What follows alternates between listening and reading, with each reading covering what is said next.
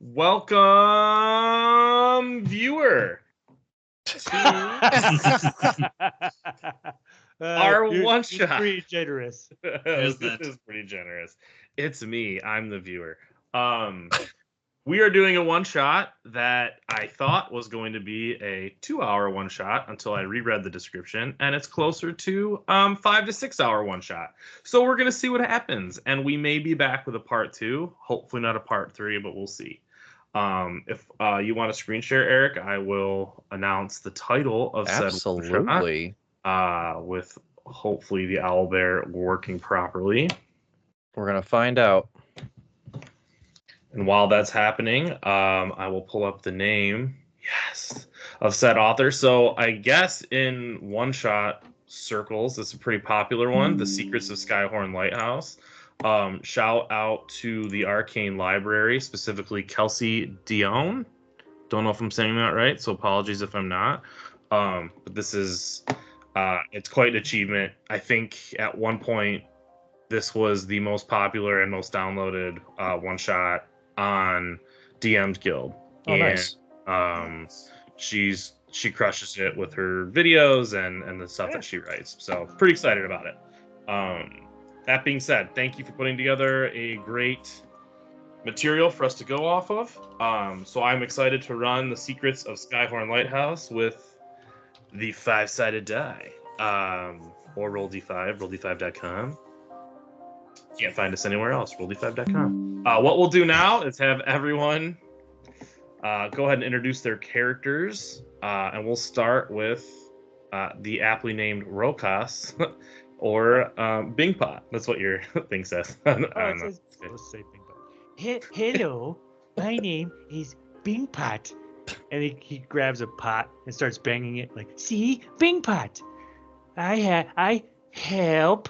And he like reaches out and grabs like 2 potions from his pockets. He's like, see, help. This one, good. This one, bad. No, this one, bad. No, they're both good. Here you go. 2 potions. See, ping pong, help. I'm very nervous. I'm so excited. That's amazing. Oh man. For those wondering, what class are you, Bingpot? Oh, right. Bingpot is a goblin artificer alchemist. Super cool. Awesome. All right, Jay, you want to introduce your character? Okay. Let's see if I can still do the voice for the. My name's Rolf. I'm a bugbear. Nice. And you best not hurt my friends. I'll hurt you with my voice. That is amazing. I'm so excited. Yeah. So, also, more shipwrecked house, black and green or black and red. Go black, go red. Sorry. And then but my favorite passion is cooking good meals, and that's why I'm here to be the chef, and then also to smash some heads and cause some chaos. Very good. What was the character's name again? My stage name is Breadloaf. Oh, yeah. Here you go, Breadloaf. Have a potion of resilience. Here you go. See, ping pong, help. He looks down. Oh yeah, he's like, Drink. He's, you good little one. And he just hands you a seasoned turkey leg. oh, thank you. You fill that belly. Big fan of Breadloaf, the bugbear bard. Hax, you want to introduce yourself if you're available? Well, what the hell? Those are all really good. Yes, good. I was not ready for that. I am Hex, a man of very few words. And then I disappear into the shadows. Hex is not what you would expect by his voice because he is a kobold. And with a very deep, monotone voice, he is a monk. So he has very good control of his body and emotions, if you will, but he is doing everything he can to essentially take all the stereotypes of kobolds and flip them on their heads. So he's very well spoken and quiet and reserved, but he is fast AF and he will punch you super hard. Hello, Hex. Here's a potion for you too. This one helps. It make you feel all better. He hands you a potion that will heal you for. Thank you. This one is a little better though. It's 2d4 plus 5. Ooh. Shit. Bing Pot has Gollum vibes. Just like a little bit. Chris, But, did like, you actually give me a potion that I helpful. need to? Yeah, you have a potion of resilience that for 10 minutes will give you 1 extra AC. Oh, cool. Thank you. Olgar. As everyone's kind of meeting on the docks and talking, you see a very thin, 10-year-old orc just kind of like casting a fishing lure into the sea and slowly reeling it in kind of on his own. You notice that he's got like purple hair with some gray streaks kind of coming through it, heavily piercings all over his face, ears, basically everywhere you can see, there's just piercings lined up everywhere. And with his cyan eyes, you see him kind of like looking at the strange group of individuals gathering on the dock, and he slowly stands up and turns and says, "Olgar the Pious has heard your calls of vengeance. He is honored to come and fight with you and be a part of this merry band in service of the all-seeing, blood-serving One-Eye. Hail! I will join your worthy cause of vengeance. Cock. He is a And he'll- child. Is he allowed? This is So great. everyone needs fodder. I may be young in age, but I have had my worth in experience." We can tell. This is fantastic. Okay, well, thank you for intros. What we'll do now is go through. All the players received a call to action, so a letter. I'll read that, and then I will sort of set the stage, and we'll go from there. And we'll just do a quick reveal of the cover art here. Very nice. For the Secrets of Skyhorn Lighthouse. The letter. To all able adventurers, I, Captain Sheila Coppertree of the Annabelle Lee, write to you in the name of urgency and adventure. Our peaceful seaside town has been abuzz with the alarming rumors of sea monsters preying upon our waters. Though these whispers have yet to be confirmed, I have witnessed a sight that gives credence to these fears. A few past nights, I saw with my own eyes an immense and unnatural wave strike the Jade Lion, a vessel well known to our harbor. The wave's origin was unlike anything I've ever encountered in all my years at sea. The Jade Lion now lies missing, her crew unaccounted for, and a deep unease had settled upon us. In response to this threat, I have joined forces with fellow captains to investigate these disturbances, and most importantly, to rescue the crew of the Jade Lion. For this task, we require the aid of brave and skilled adventurers willing to face the unknown. I offer 200 gold pieces to each adventurer who answers this call, with the promise of double should you bring back the crew of the Jade Lion. Your courage and prowess could make the difference in unraveling this mystery and ensuring the safety of our waters. If you are willing to take on this perilous journey, meet me at the docks by sunrise. Together, we shall confront whatever lurks beneath the waves and bring hope back to our shores.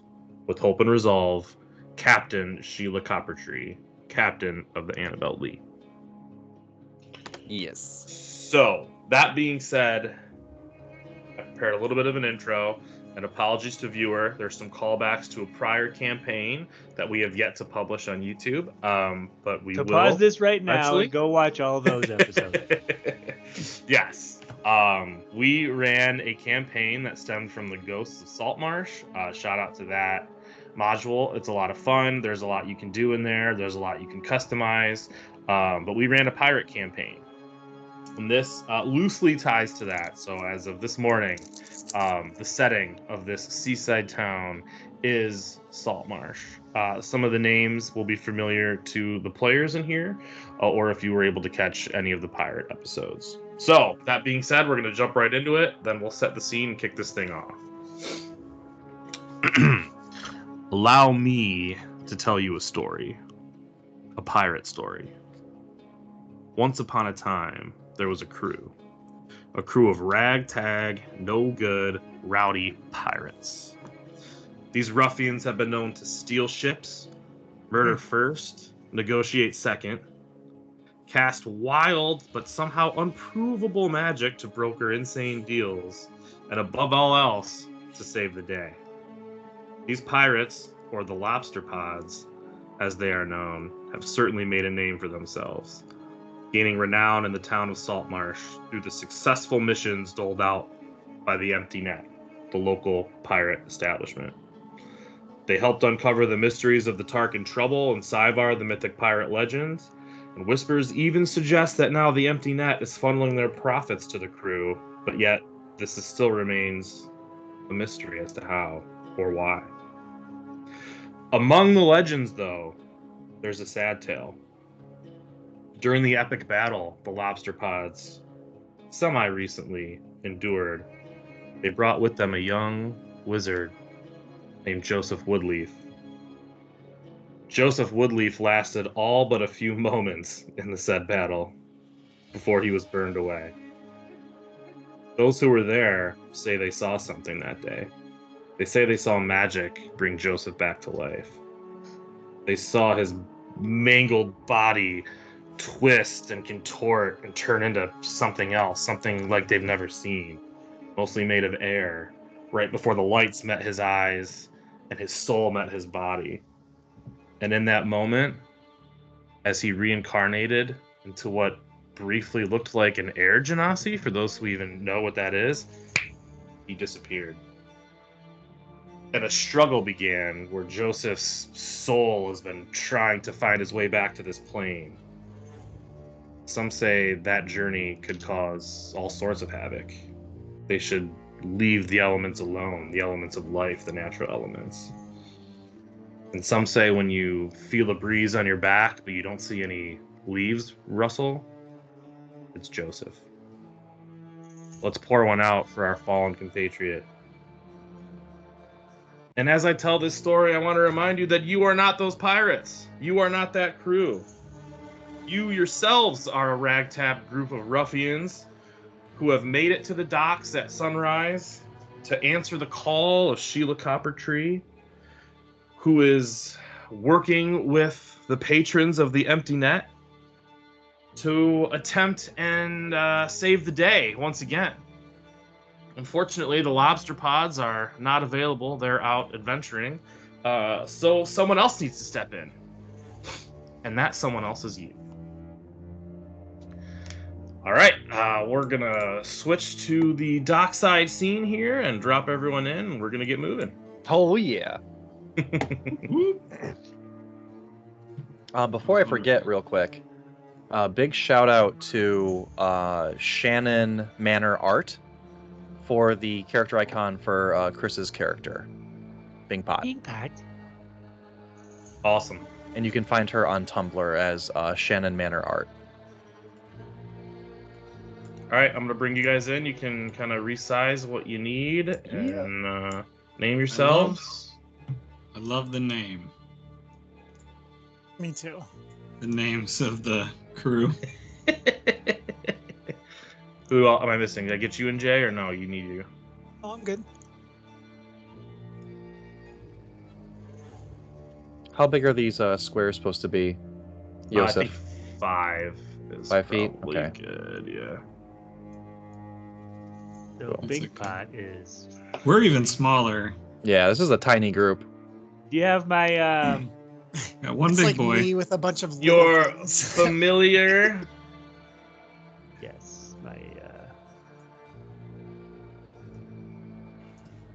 I love the homunculus. Eliza picture. Is that someone we know, or is that an AI image? shout out to Bing AI A woman on the Imitator. You can zoom in on the tokens. They're great. They're fucking great. Yeah, we'll do a little preview here of everybody real fast. The homunculus. His name is Puddles. And we got Bing Pot right here. Bing Pot. The cutest. Got Oligar. It's just a wee lad. Brolf. Red loaf. Red loaf. And last but not least, our little kobold friend. Yeah. Oh. Just think about him a little more pointy of a snoot, but yes. Nope. Pointy snoot. It's round. He has a round snoot. Confirmed round snoot. It's a new nickname too. Round snoot. Okay. Okay, so you guys have sort of, with the exception of Oligar, everyone else is kind of at the docks. It's very busy. It's sunrise, the time that Sheila had mentioned to come find her, and you are not sure what ship is hers, where she is, even though you can see her on the map. So I'll sort of open it up to you guys. You can make a mad dash for her. You can ask around. But essentially, you're armed with the knowledge of this letter that there's sea monsters. There's a lot going on. The town is quite on edge, and it's going to take some adventurers to kind of help, either dispel the rumors of sea monsters or figure this out.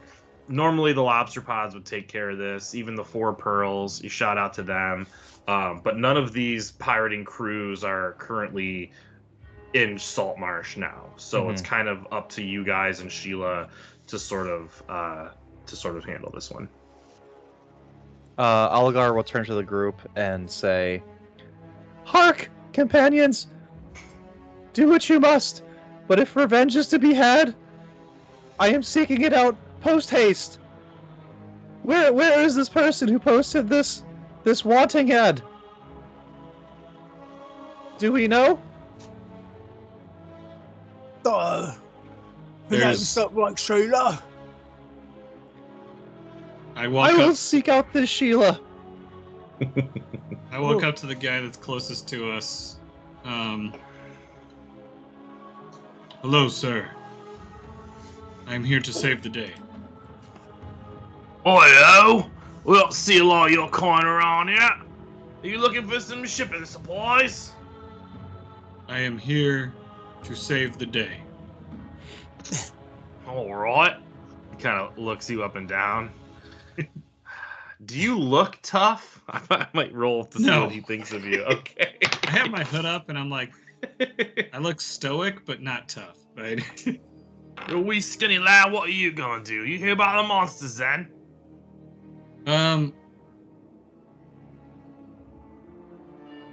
I am here to save the day and rescue the whatever they're called. The Jade Lion crew. Oh, yeah. Right tragedy about that is we got some merchants real sad. Especially Benji Frogwater. His son is lost on the Jade Line. I would like to stop talking and start saving the day. All right, Almost hold there. on just a sec. Want to. Dale turns around and he yells, "Oh, I gotta do this, sorry. I don't know why I didn't do this earlier. Hey, Doug! Is Sheila around? I think I found someone looking for her." And Doug is like straight up Peter Pan singing, like, yo ho, yo ho. Oh yeah, hold on, we'll find Sheila for you. There's a little bit of a kerfuffle. There, Doug is talking to, let's see what his name is. Doug is talking to Leaf E. Leafy is talking to Jonathan. And Jonathan is singing and talking to Chipperotomy Chip Baskins. What he the goes fuck? He goes by Chip. And Chip finally yells way over everyone and says, "She's on the docks!" But enough of that commotion has happened where Sheila sprints over to the front of the Annabelle Lee here, which happens to be this ship. And she's like, "What is all the commotion?" Puddles just goes and like lands on her shoulder. Let me see how she reacts to that.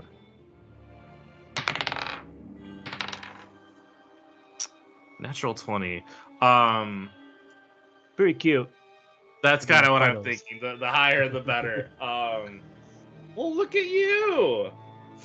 Hello. And so, what you see with Sheila is a tan, athletic, very attractive-looking half-elf. Not really sure how old she is. And she's dressed to the nines in terms of like sort of a sailory, piratey look. Doesn't look imposing, doesn't look evil, doesn't necessarily look good. In terms of like morally, but she is, very much put together. She's also fumbling with 2 dice in her hand. Specifically, Oligar, and even though you're far away, you pick up on that, as well as Bing Pop. Okay.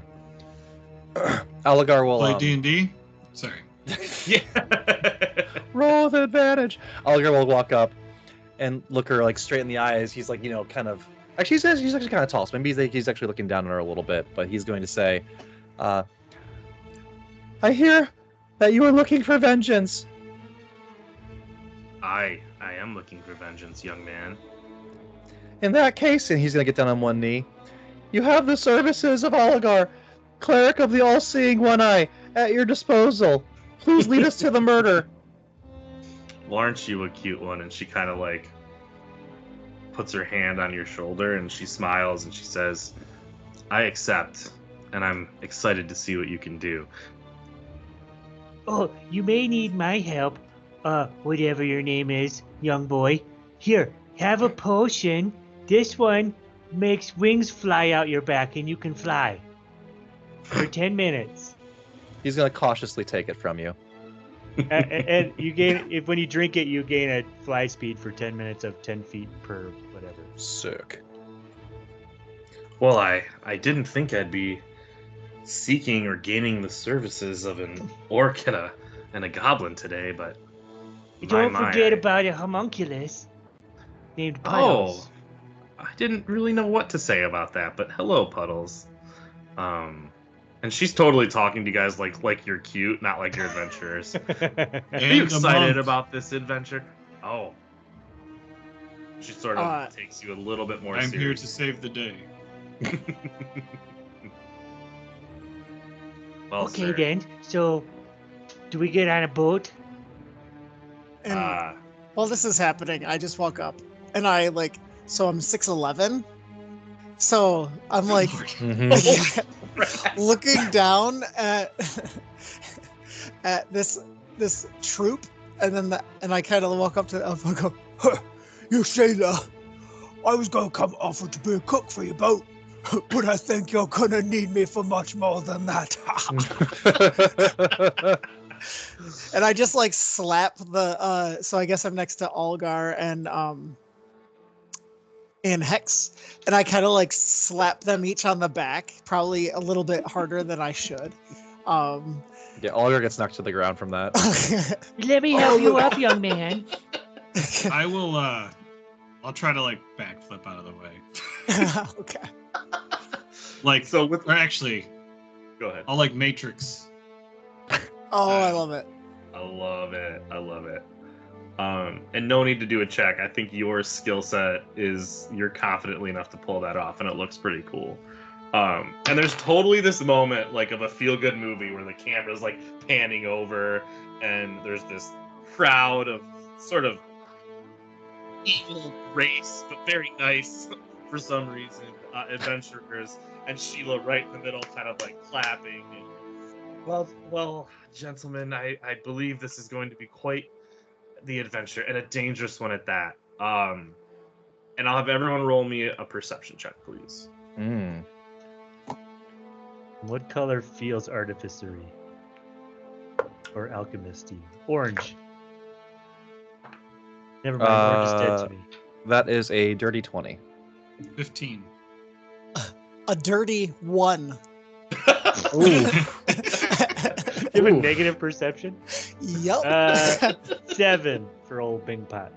All right, the 1 and the 7, you hear calm seas. Everything's great. Hex, you can hear some footsteps sort of angrily approaching from, if you're talking on a map, to the west. So to the right, to the left, I guess, if you guys are all facing the boat. And Oligar, you have noticed that there's less commotion happening on this ship than there was earlier. Sheila, something's happening on the boat, on the dock. Someone is angry.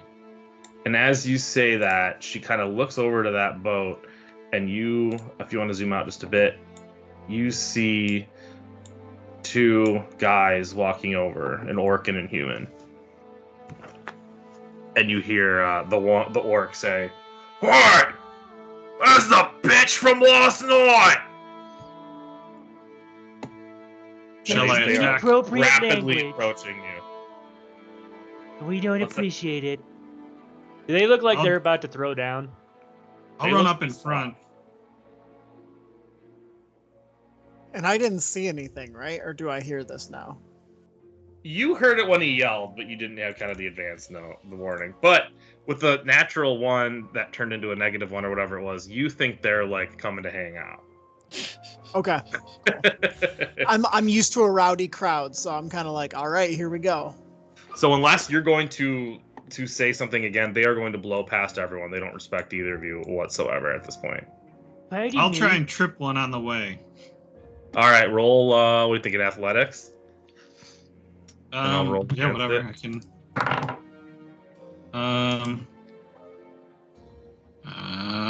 23. Oh yeah, you trip. Which one do you trip, Nino or Gaspar? When I kind of ran up, whoever was in front, or like whoever was leading the way. We'll say it's Gaspar. Gaspar falls to the ground, and Nino immediately pulls out 2 scimitars and says, "I don't want this to get hot. My problem's with her." Oligar will cast Thaumaturgy, Okay. and in a booming voice you will hear, "The all-seeing one I command you to stop and seek this retribution elsewhere." Roll intimidation check at advantage. At this point, Uh, Brolf is just like belly laughing as he hears this huge voice come out of Oligar, by the way. And Uh, Bing Pot is hiding under the cart. that's a 15. So you see him sort of stand there with his eyes like wide. You definitely got through to him, but you notice that he's clutching his weapons even harder in response to being threatened and yelled at. And he says, "I swear to God, if you don't let me speak to her, I will slit someone's throat right now. I'll slit it! Get up, Gaspar, you fool!" Gaspar's like, "I don't know what happened. I don't know what happened, bro." I'll cast Word of Radiance. All right, walk me through it. Word of Radiance.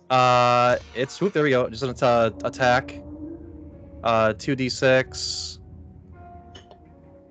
You utter divine word, and a burning radiance erupts from you. Each creature of your choice that you can see within range must succeed on a Constitution saving throw or take 1d6 radiant damage.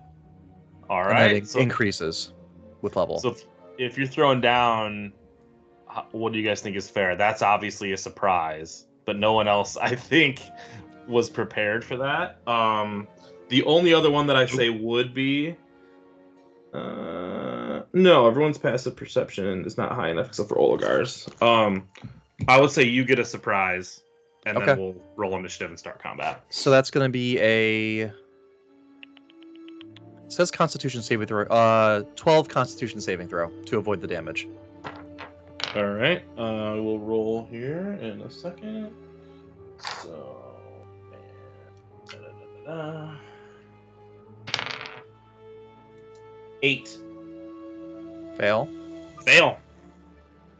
And that's so they're both within 5 feet, aren't they? Where are you standing? Sheila and JD Right in would the be fucking then too, right in the right? fuck. Well, it's Yeah, um, they would have both made it, I think. I mean, Gaspar fell down, but he was sprinting toward, so I think they would both be in 5 feet. Now, do you pick?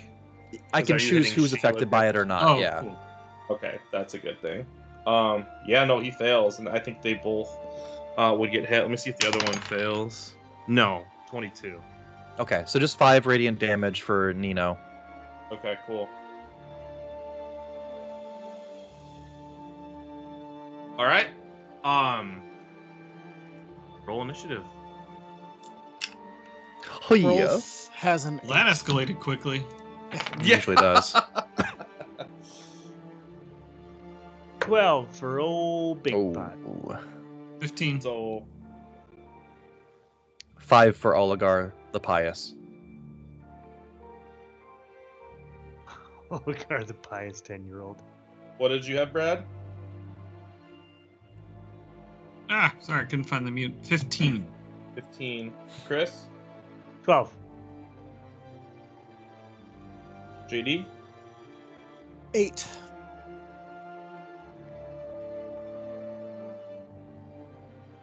Okay, give me a second here. What's your dexter? No, he beat you. And then let me roll. Yes. Oof. Okay.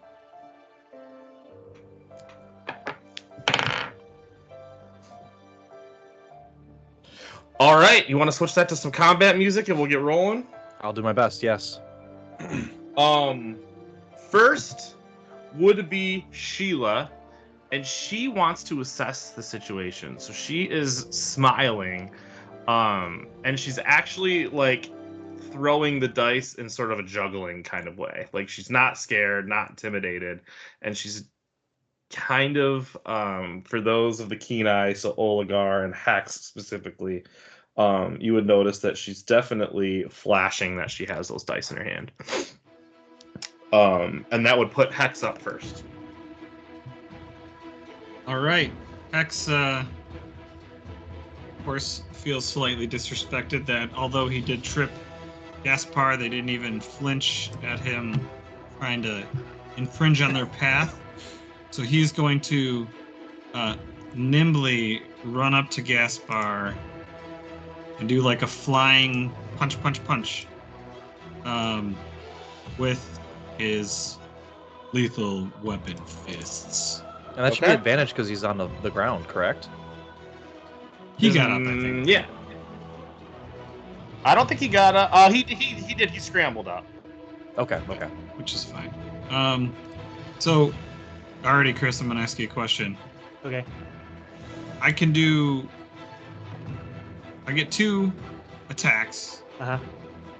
and then bonus action I could do. You can do 1, or you can spend a key point to do 2 unarmed All attack. right, so I can still, with a bonus action, do another attack. So I can do technically Yeah. 3 attacks without spending a key point. Right. Yep. All right. So I'm going to do my 2 attacks, Joe, and then 1 bonus action attack. All right, line it up. All right. First one is a 10. With Second one is a 20. hit. Dirty. Third one is a 21. Hit. Damn. All right. That's- So damage for the second one is 11. And the damage for the third one is 6. So 17 bludgeoning damage. And what you see is Hex turn around, see that it has escalated, runs up, flies up. He starts to swing and he misses, but then he comes around and he connects with the elbow, and then he tries an uppercut with the other hand Nice. Love for it. the 2 that connect. Yeah, dope. He's now taking it back. Like, whoa, like boom, boom. Instant respect where she thought you were kind of just like kind of a goof, right? Like, wow. So you can kind of see that fear in his eye a little bit as he accepts those blows. That's it. Anything else on your turn? Cool. Nope. Bing pot. Oh, Big Pot. How close are these 2? from each other? 8 feet, Okay. So Bingpot's gonna go up here close to 10. Yeah. and just say something like, "You have angered Bingpot," and he gets out his his like kettle and pours some stuff into it, and then like puts the lid on and shakes it up, and then opens it and casts Tasha's caustic brew Oh shit. Okay. Wow. in a line going this way. So just hitting both of them. What's the radius on that? Like, how big is it? Like, are we worried about splash damage on Oligar and Hex? So it's a 5-foot radius. So I'm trying to sneak it in between them. That's a circle, though, right? Or is it a line? No, it's a line. Oh, that's I'm nice. I'm worried about Hex because he's actively engaged in Gaspar. Oh, I'm straight up punching this dude. Will you tell me Well, what that you know, him? if it's up to you. Well, it's up He is to a you. monk, he can dodge. Yeah. Well, it's not up to me. I'm there, so. I'll roll for it. It's gonna just miss him. Okay. So we need DC 17 dexterity saving throws from Nino and Gaspar. Wow. I feel Nino, like Hex would have made this. natural 1. Yeah, that's true. Ooh. Gaspar, that's my dex modifier. 16. Both fail. Sweet. So, 19. Nice. So a creature Hex- can use Hex its is dead. actions to scrape or wash the acid off itself or another creature. Otherwise, covered creatures take 2d4 acid damage at the start of each of its turns. And because I'm an alchemist, the first turn will take an extra 5 damage. I need all of that again. They can use an action to scrape the acid off. Otherwise, if Right. they have they have the acid on them at the start of their turn, they take 2d4 acid damage, Got it. for up to a minute.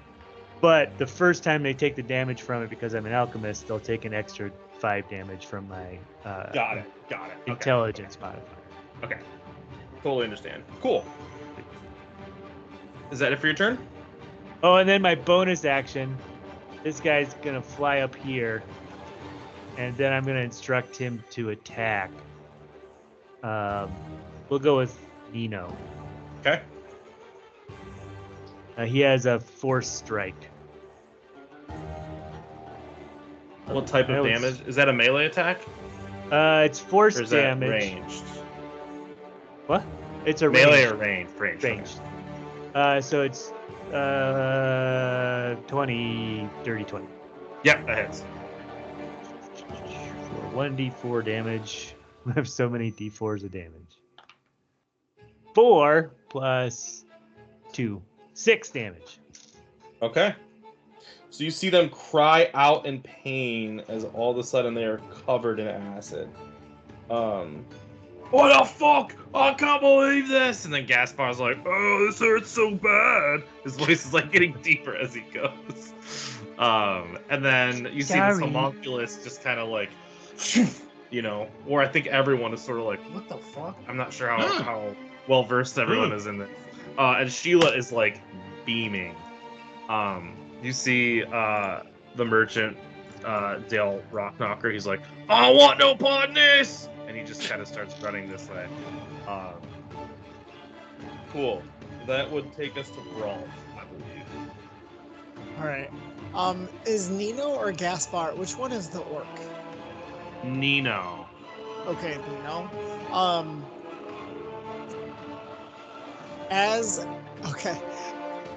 I see this happening, you hear him like kind of like laughing, and then he's like, "Oh, skinless orc, now you're gonna have an even harder time growing a beard." And he's casting vicious mockery at him. Okay. So he has to succeed on a wisdom saving throw. Okay. What's the DC? DC, where is my DC here? Blah, blah, blah, blah. 12. All right, we're at a 10, so that is another failure. Okay. So he takes 2d4 psychic damage. Okay. And then he will have disadvantage on the next attack roll it makes before the end of its next turn. Cool. Okay. 3 total. So similar to the reaction he had when Oligar yelled at him, he's like, "Oh, so mean! Oh, you're really pissing me off!" Anything else on your turn? No, I'm good. You want to roll the 2d4? Because he's not using his action to scrape the acid off. Oh, it happens at the beginning of the turn anyway, so. 10 points of damage. Damn. Okay. That's with your additional 5? Mm-hmm. Yeah, okay, cool. So you see him like, "Oh, you're so mean!" And then the acid just kind of like starts to bubble again all of a sudden, and it's like burning his face. And he's like, "Oh, it hurts!" And he actually, no one engaged him in melee, right? Oligar hasn't gone yet. Not with So Nino, no. He's going to go over to Bing Paw.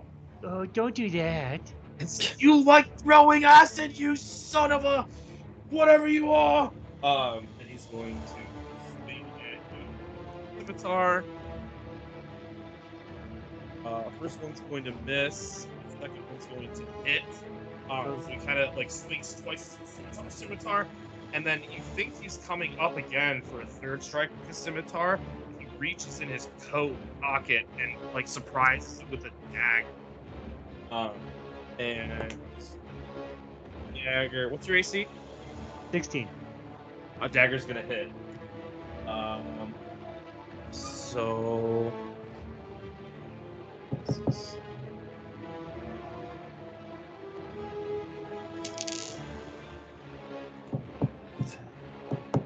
$13 points of damage. From Nino to you. Okay, and can you tell me the damage increments? Because I need to roll concentration checks.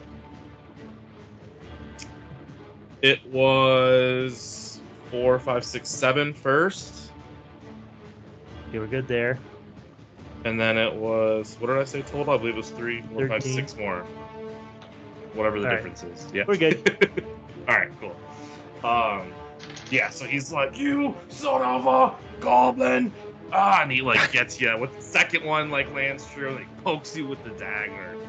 It would have been a better shot had he not been like sort of burning in acid. But he looks fucking insane, just like wildly swinging, and trying to get at you. So that'll be Nino's turn, and that'll take us to Oligar. Oligar seeing Nino run off to face after Bangpot, he's gonna turn to Gaspar and just make eye contact with him. And from Gaspar's perspective, you're gonna see everything kind of slowly fade to black, and it's just him and Oligar standing there on the dock. And Oligar is gonna turn to him with like this kind of like weird necrotic growth on his face. He's gonna say, "The dead come back to haunt you." And spirits of his fallen pirate comrades are going to rise up and kind of rush towards him as he's casting Toll the Dead. Sick. That's so scary. That was so awesome. So he needs to save a Wisdom 12. He saved 17. Motherfucker. All right. Nothing happens, but it sounded cool, so that's cool. It was pretty awesome. Hey, it was What does happen is Gaspar is not matching Nino's anger. Gaspar is like horrified. I think that really shook him a little bit. He's like, the fuck? Yeah. And then consequently, it's Gaspar's turn. And Hold he on. is going. Say, hold on. Yeah. Oh god, I rolled max damage on this one. Dice jail. 13 damage. All right, cool. From Same thing. Gaspar, like, I don't think he truly realized until right now how bad the acid's burning him. It's all over Nino's face. It's all over Gaspar's arms and chest, and it had taken a second to burn through his clothes, and now you can kind of see the like boiling of the flesh a little bit. And so his face terrified, his flesh burning off. It's a bad look.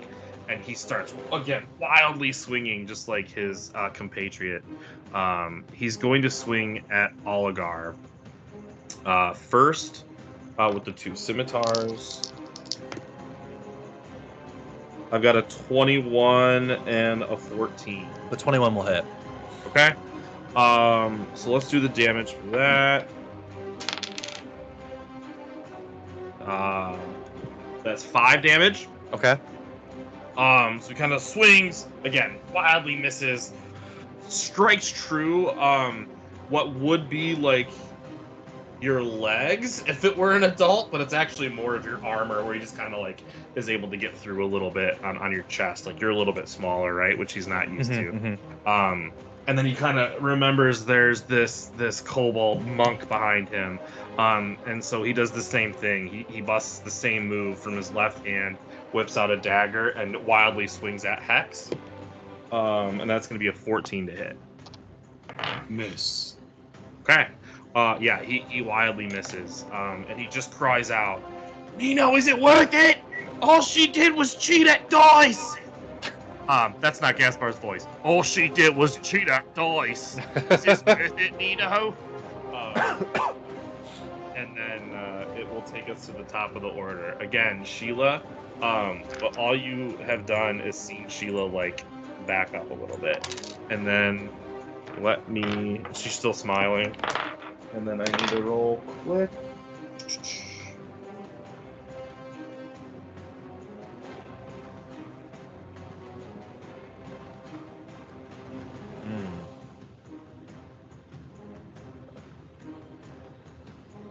Okay.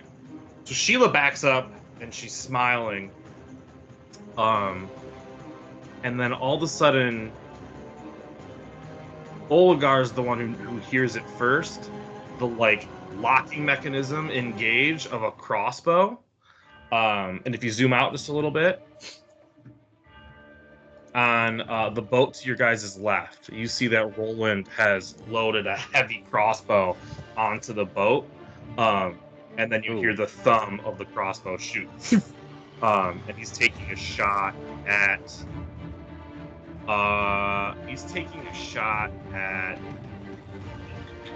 I'm gonna roll for it. So I don't know who's got the threat right now. He's taking a shot at Oligar.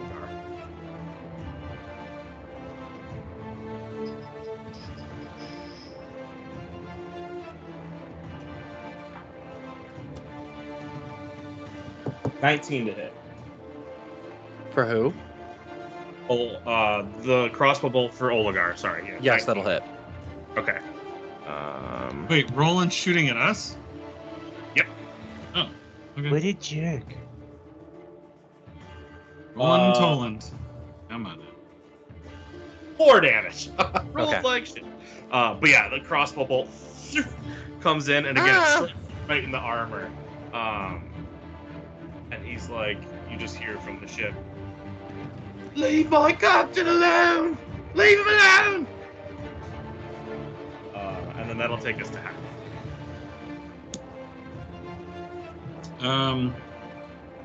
Gaspar's still right in front of me. Yes, sir. All right, I'm gonna unleash some punches and kicks. And that is a natural 20 to start. Oh man. Okay, obviously. Hits. And that is a natural 1. Or no, that's a 7. So 15. That is The not second gonna- attack. And 21 for the third attack. Yeah, you've got 2 attacks and 1 a crit. All right, so here comes the critical, which is 22 damage. And then the other one that hits is 7 damage. So I think what he does is What was the first amount? 22. Okay, thank you. So we'll go in the opposite order just because of flavor, if that's okay. He Love it. You flavored up. kicks Gaspar in the nuts. And as he bends down, he gives him a great like knee strike, like brings his head down into his knee. Yep. And you hear a big "Aya!"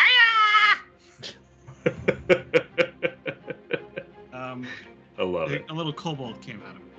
I love it. That's it. Yeah, he looks like shit. He looks like shit. He's hunched over, skin burning, and he's still crying out to Nino. I don't think this was worth it, Nino. Which will then bring us to Bing Pot. Okay, I'm gonna use the goblin feature called Nimble Escape to use my bonus action to disengage. And I'm gonna run over here, and as it goes by, I'm gonna go, excuse me. He runs over here. And then he's gonna cast Firebolt onto Nino. Okay. That's pretty good. 22. That hits, yep. Oh gosh, that's 2d10. Sorry, there we go. 17 points of damage. Jesus. Wow. Brought some beefy boys in.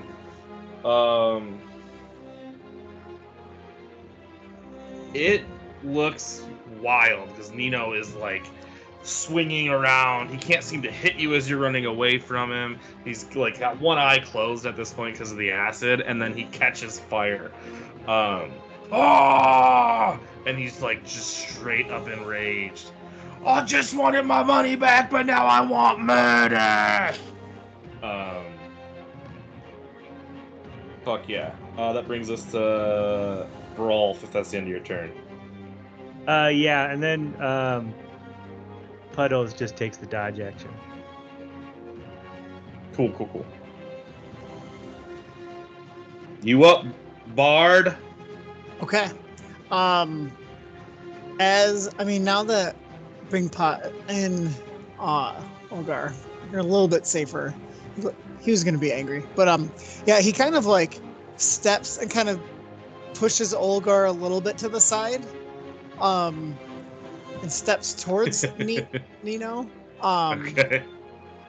And okay, gotta pull that up. So he kind of goes, and at first it looked like he was about to just go after Nino, but he's kind of like standing dominantly over him.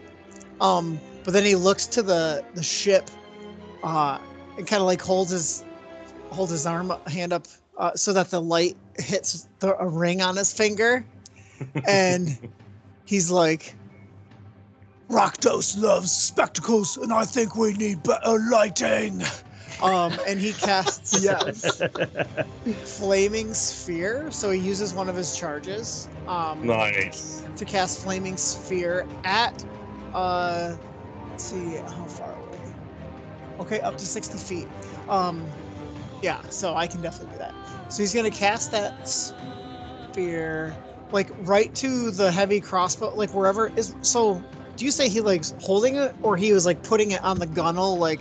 Yeah, he kind of put it on the gunnel and has it mounted, so he's like getting a very accurate shot off. Okay. So that sphere then is, I'm gonna shoot it like right at him, but like at his feet. And so what that does is it creates a 5-foot diameter sphere of fire. Yep. Like it goes, so it floats out. And I'm moving it up to, I'm shooting it. So, it says any creature that ends its turn within 5 feet of the sphere must make. So I don't know. You tell me. Maybe one of you know. When you cast it, the first paragraph says, "Fire. The sphere of fire appears in an unoccupied space. If a creature ends its turn, then they must make a saving throw." But then there's, for a bonus action, I can move it, and then if I move it into a creature, they have to do a damage roll. Like, do you think that would apply now, or would it just be that at the end of Roland's turn he would do it if he's in the sphere, because it's just appearing? I'm trying to think of how it worked. Do you know what I mean? Because I used that spell in Baldur's Gate quite a bit. you would like kind of summon it like it was a summon next to you, and then you would move it toward people to do damage to it. Yeah. But I'm okay with. I mean, they're on a wooden boat, right? Well, and the other part of it is that it ignites flammable objects not being worn or carried. So, like, Yeah. I guess So if like a it's not boat. going to do damage, it's okay. I'm setting the boat on fire with this. Yeah, with this thing. that's exactly the compromise I was going to make. It's not even a compromise. I think this is how it would play out. You summon this sphere, and like you Yeah. see this kind of like little that works. flame, and then it turns into this bigger circle on the boat. And Roland is like, "Oh no, we gotta put it out! Captain Nino, what we do? Captain Nemo!" And he is totally disoriented, such that like he hasn't taken damage yet. The boat is starting to catch on fire. I mean, any attacks he's going to make clearly would be at disadvantage, at the very least. And I think at the end of the round, we'll roll to see sort of the impact on the boat, if that sounds fair. Sweet, thanks. Yep. End of turn? Yeah, I'm gonna stand right over Nino, not like go past him, so that if he like does anything, like I get an attack of opportunity, or he starts to throw things at me instead of other people. Cool. Yeah, and Nino kind of looks around. Go ahead and roll damage for me, Lair, on the acid. 5. Okay. He's not looking so hot. He just looks right at Sheila, and he says, "You got others to do your bidding, you bitch. I know you cheated with those trick dice." And he just looks at you, Brol. And again, he's gonna swing wildly. Okay. Probably gonna hit me. I don't have my shield out. I've got a natural 1 and a 14. 14 is a tie, so the roller wins. Oh, Okay. And then he's also gonna dagger poke you, and that is, if you're a 14, that's a miss. It's not even 10. Okay. So a few things happen here. He swings wildly so bad that he does drop one of the weapons in his hand, right? So then he kind of swings wildly back again, just so angry, like pure adrenaline is able to make contact with you, kind of slice at your arm a little bit. So we'll roll damage for that. That's going to be 9 damage, piercing. Okay. Slashing, I'm sorry. Yeah. And then we'll say, even though it was on a different roll, he's going to swing with the dagger, and that's what he loses with the natural one. He's so fucking flustered. So he's still got the 2 scimitars, but he's lost the dagger. And he doesn't look super great. He's kind of out of breath. He is just so mad. And even though he swung at you, he ends his turn, not caring about the fire or anything behind him, his boat. He's just deadlocked on Sheila, and she's, again, just kind of flicking the dice up in the air. Him. At this point, you hear another crossbow bolt lock, and so Toland is going to take a shot. I'm not giving him disadvantage quite yet, because the fire hasn't gotten to him, even though there is a jumping Roland up and down.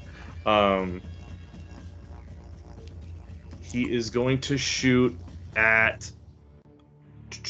He's going to shoot at Brolf, but he only got an 11, so that is going to whiff. And that brings us to Oligar. so Oligar's gonna never break eye contact with Gasper, and I think that after the first failed attempt for Toll the Dead, the vision kind of like comes back, and on Oligar's turn, he's just gonna redouble his efforts, and the black shroud is gonna like sink back in. And as soon as he gets back to that area, the dead kind of rise up again and start coming towards him again. So, Cool. same thing. DC 12 Wisdom save. Fail. Yeah. Awesome. That's 7. 8. How do you want to do this? Yeah, I think as the darkness kind of seeps in and kind of cuts off his vision, he can't like shake it off like he did the time before. and the dead literally just come by and just rip him to shreds, like mentally. And as they touch his skin and start tearing at him, you actually see the necrotic damage like eat away at his flesh in real time in the real world as he like starts bubbling and boiling. It's like, ugh, like, you know, turning into basically petrified corpse and like just falls to the ground. Amazing, amazing. You just hear him mouth as he's being taken away and flesh ripped apart. It wasn't worth it, Nino. As he just perishes. Real quick interjection because I forgot. I'm not used to being a spellcaster. I needed to roll concentration on Flaming Sphere after I took that damage. Yes. Okay. So I know I roll. Do I add Constitution and I just beat the damage? How does it work again? I forget. I don't even know. I'll let another DM answer. I'm so bad at concentration rules. You have to beat a 10 or half the damage. Yeah. 10, whatever's higher, correct? Yeah. Yes. Yep. And yes, you use your con. You use your con. Okay. Thank you very much. Saved? Oh, I was gonna go silent and let you move things along, and then let you know if I did it. It's the end of the round now, so I wanted to roll to see if that sphere that'll impact. Okay, I fail. So Okay. maybe like an initial burst of flames and sets that part right on Roland on fire, but then like it What we'll disappears. do- I was gonna have you roll 20, and essentially if you got a 9 or lower, the boat was not gonna catch on fire. So why don't you roll that? Right. Even though the text says it lights flammable objects that are not being worn on fire. Yes, because it was there and then it was gone. Yeah. Okay. Okay. Fair enough. So you still have good odds. You have 10, like you know, beat a 9 and the boat's on fire. But I think given how quick it was there, I got a 12. okay. That boat is on fire. So we move to the top of the round where Sheila again is kind of snickering and watching all of this chaos. At this point, Roland would be taking a shot at you, but you see that Roland is now frantically trying to put the ship out for blaze, which is going to take his action.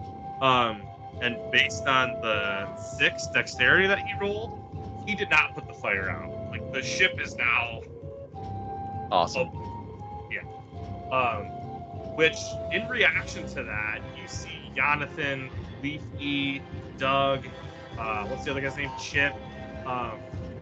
They immediately start going to work and getting buckets of water and kind of protecting their side of the boat.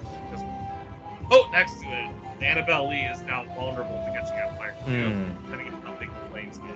So they're sort of kind of stepping in to make sure that their ship doesn't sink. Right now, the Annabelle Lee is not taking any damage.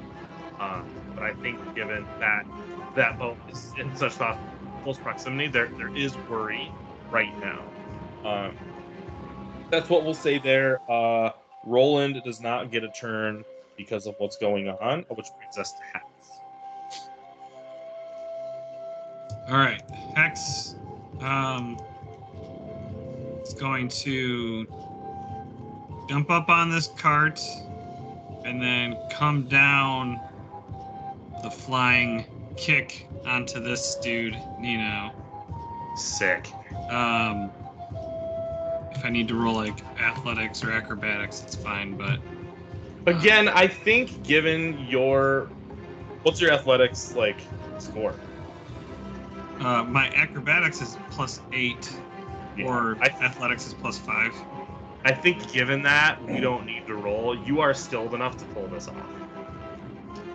Awesome. So then, yes, I'll do that. I'll jump down with my leg leading the way, and it's a 12 to hit. 12 does not hit. And then I will land next to him, pretending like I meant to do that. And 24 and 25. Okay, those both hit, but I want a quick performance to see if we believe that you meant to do that, or if we totally tell you didn't. Oh no, +0. That is a 10. Right in the middle. All right. It looks cool. I think we know it didn't happen, but no one's going to say it out loud. Sheila was going to give you a golf clap, but kind of cocking her head a little bit, she actually gives you a wink instead. Like, I know, but I'm so proud of you. And go ahead and roll damage. Yep. So 8 damage and then 7 damage. And basically, after flubbing the kick, I'm now towards his lower half since I'm smaller. So I take one punch to the back of the knee to kind of get him to bend down, and then another one just to the face. Cool. He accepts those blows, and for the first time, his anger starts to subside, and his eyes are close to rolling back, like he's kind of catching himself. He's fighting through what appears to be almost a fatal blow, but he still is standing, shockingly to you guys. But yeah, hell of a turn. And if you're finished, it would go to Bing Pot, unless you have anything else. Yep. Bing Pot. We're gonna do another firebolt. All right. 17. That hits. I lost my d10s. Please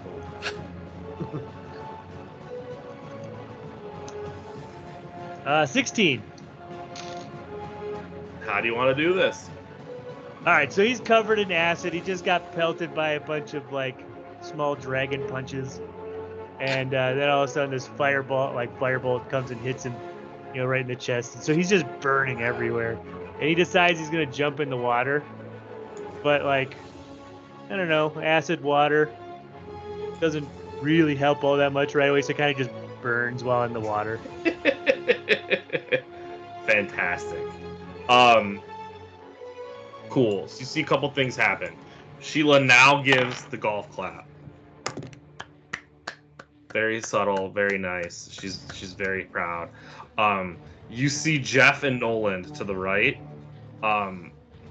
They set up crossbows during the last couple rounds, but seeing the other ship like smoke from beyond the Annabelle Lee, and kind of hearing the cries of Nino and Gaspar, they've actually been prepping to leave. So you see and hear their boat push off. What's happening on the other boat? Let's roll to determine.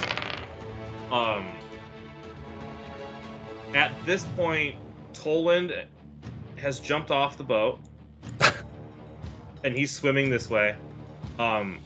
Roland has also jumped off the boat, but he died because he was like burning and trying to put the flames out with his body. He didn't really do a good job. He rolled a natural 1 on his attempt to put the boat out. Oh no. And so like he realized that he essentially burned himself alive, jumped off the boat, and the boat is like just sitting there burning. And with Toland sort of taking off and Roland jumping off, Jonathan, Chip, Leaf, and Doug have gone straight to work, singing like the fucking snowmen dwarves, like "Whistle while you work," and they're like other sailors are coming out from under, and they're all dumping water all over that little boat. So thankfully, they were successful in protecting the Annabelle Lee from taking any fire damage. So what we'll do is we'll bring combat down. We can slow the music down to something a little nicer if you want. And Sheila's not going to say anything. She's just going to continue standing there clapping while you guys all kind of catch your breath, and we'll set the scene there. Being back to hero. You really are capable. You really are. Thank you. Like I said, here to save the day. Did you really cheat at dice? You tell me. And she throws the 2 dice right at you, Bing Pot. And they just like, he tries to catch it, but it just hits him. They just hit him.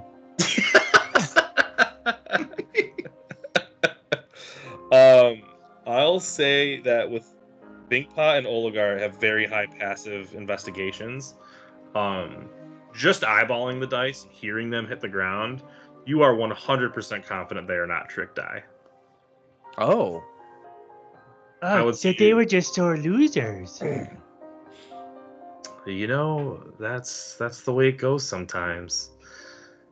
You can't win them all. Well, in my case, you can, but in their case, look at them. And she just points like to where Nino was, and Gaspar's like burning, crumbled up body. And she goes from kind of like nice, confident to stoic very quickly, and says, "Gentlemen," which, let's be real, none of you are, but you are heroes, in my opinion. Thank you. This adventure won't be quick, and it won't be fun. But I do believe that you're capable. And I'm here to give you payment up front for the first half. And she pulls out coin purses and kind of throws them to each of you. 200 Again, gold. it just hits Bing Pot. I love that. I imagine Hex catches it in a very cool way. Oh yeah. I would never hide anything from you, and I wouldn't string you along. So, take the 200 and run if you will, but you don't seem like that type of crew. Not like the pirate crew that runs Saltmarsh. And for better or worse, I think you're what we need right now.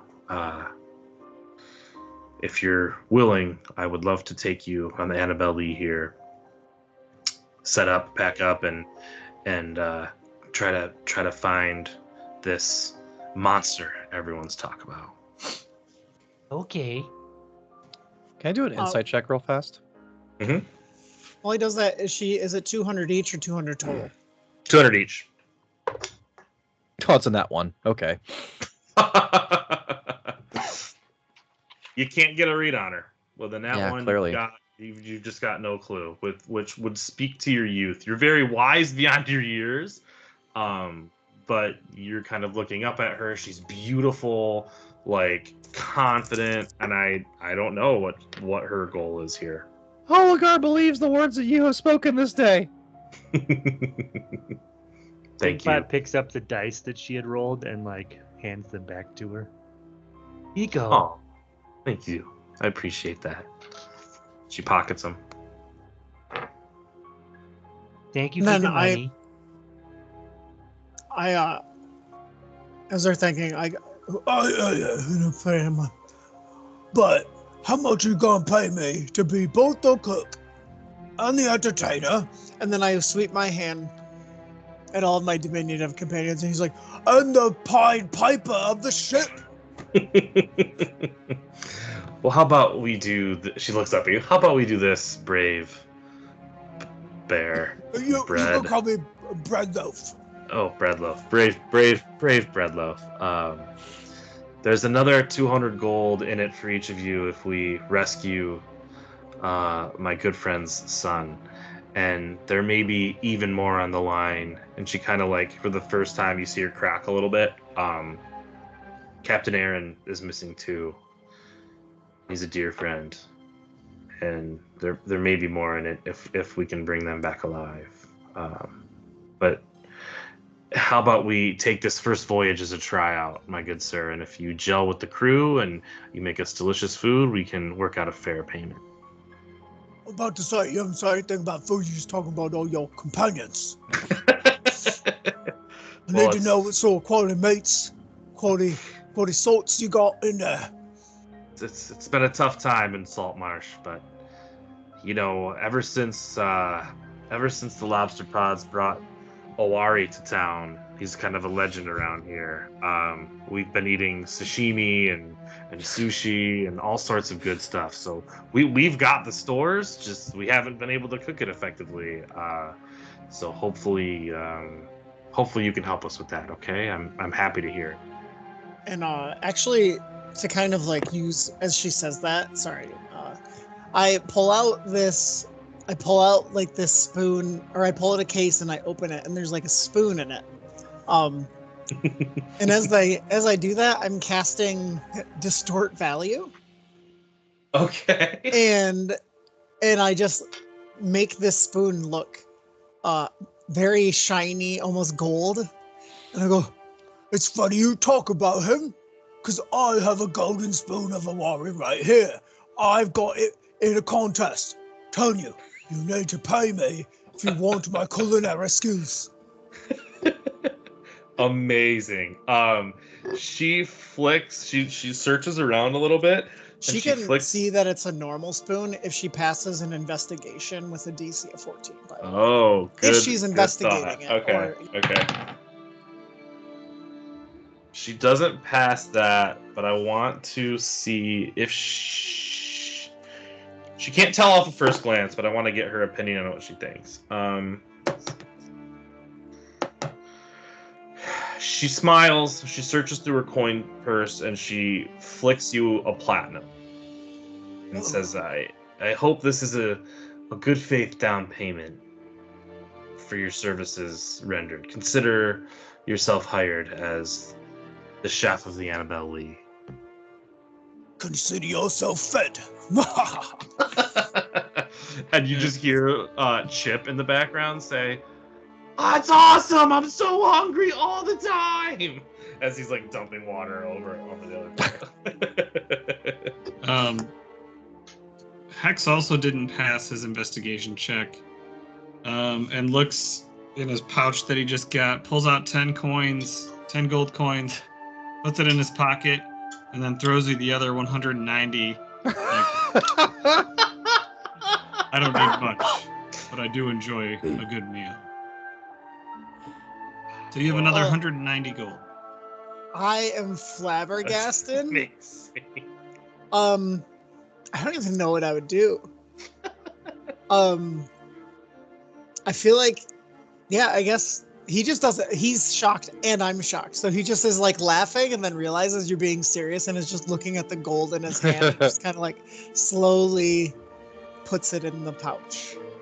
That's super cool. I love it. Oh, you're fed up with all this talking for one day. The all-seeing eye is judging us from afar. Vengeance must be struck, and blood must be spilt. He's gonna just like push past everyone and try and get on the ship. Doug like rushes over and says, "Sir, sir, sir," and like unfurls like a rope ladder, just showing you like they're very grateful that you're joining them. I'm gonna get on top of Bro's shoulders, roll off red loaves. I was seriously just gonna be like, who should I turn to? But get on my back. That's awesome. All right, so as you guys all get on the ship, Sheila like starts kind of sprinting toward the boat this way and grabs one of the ropes on the side and like flips herself up on, and it like just fucking dope ass fashion, and is standing amongst all of you, and their kind of crew. There's a 20-man crew on the boat. I've essentially selected 4 people to show kind of the crew and have fun with it, but there is a full crew working on the boat. And Sheila claps, and they immediately start going to work, getting the boat ready for sail. And Sheila kind of does the like hoping that you guys are going to take a peek at her.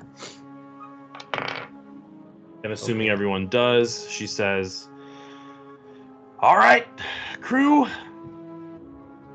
Rumor has it the Skyhorn Lighthouse, 3 hours journey from here, is where this drama all started. Personally, I was around there, as my crew can attest. We did see a large wave spill over onto the Jade Line, something I've never seen naturally before. Now, I can't substantiate these sea monster rumors, but I feel strongly that's where we need to go. We need to be careful. We need to be ready for anything." I will punch the waves. "Thank you, brave fighter." And she kind of like, not mockingly, but like, "Thank you." Being pot tired. Nap time? Mr. Loaf, I am hungry. Do you have anything prepared? No, but I can do so.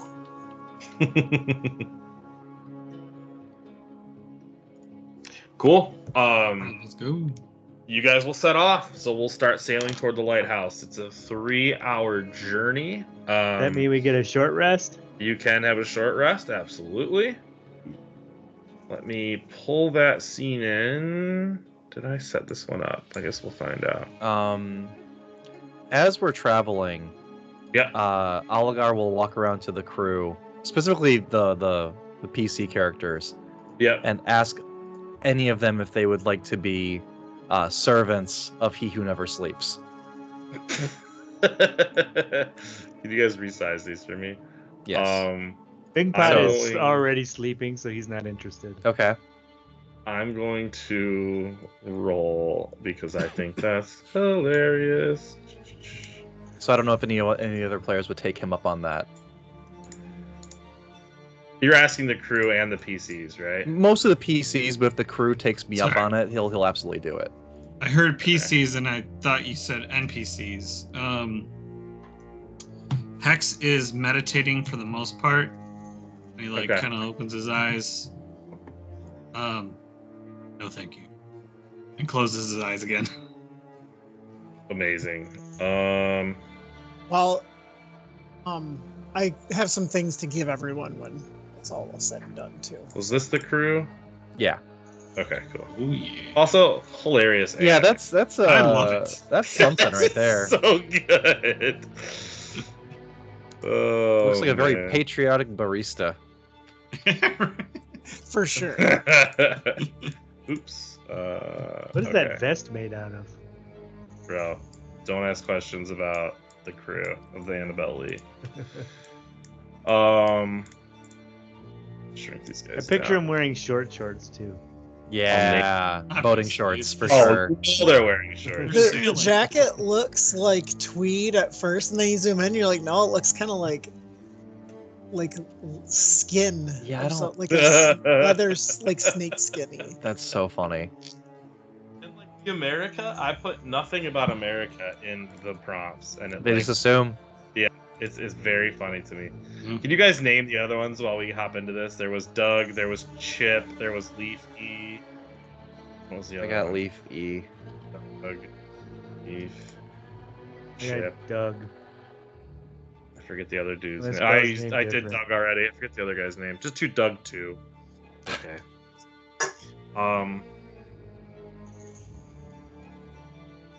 All right. You're asking them. Give me a persuasion, Eric. Roll. Hmm. Persuasion, not great. 10. Okay. Doug's not interested. Doug 2's not interested. Leaf E is so in. He thinks it's his new dad, basically. Let's go. He rolled the natural one, and the other guy failed too. What Okay. was his? What? Chip. Yeah. Yeah. Leafy's in. JD, did you answer? Oh, I guess was yeah, busy. Jaden. I was busy cooking, Okay. and I already followed Rakdos, so there's no way I would follow someone else. There it is. All right. After Leaf E says that he wants to be dedicated to He Who Never Sleeps, yes, my young follower, please kneel, and we shall begin. And over one of the hours, the first hour that we're doing this, he's going to cast Ceremony on Leaf E. Okay. So you touch one humanoid who wishes to be dedicated to your god's service for the next 24 hours. Whenever he makes a saving throw, he can roll a d4 and add the number rolled to the save. Cool. Okay. And he is now a servant of Grumsh. Amazing. So do you give Nice. him anything that he can have? Like, how does he? How can he tell his friends and his crewmates and Sheila and prove he's a servant of Grumsh? Do you have anything you would give him? He's gonna take an earring out of one of his ears. Oh my god. He's just gonna slam it through his fucking cheek. So he's got a cheek piercing right there. Ow. Thanks. This is your first lesson, servant. Life is pain. Remember this scar and bear it proudly. Is he a nice god? Ow. I think he is probably, right? He's gonna I love backhand it. him, just like silence.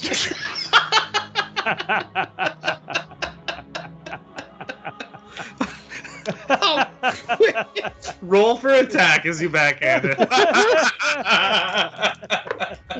Eric, for third-party audience, at some point, can you give us another sound bite? Because I switched to my speakers. Switch to soundbite. What? Can you just give us a quick sound bite when you get a chance? Because I'm showing you off to a third party. Oh, okay. Yes, gotcha. That is going to be 17 to hit. Oh yeah. Roll damage for an unarmed strike. Okay. That's max damage for 4. Oh God. I mean, oh gosh. Okay. This is your second lesson.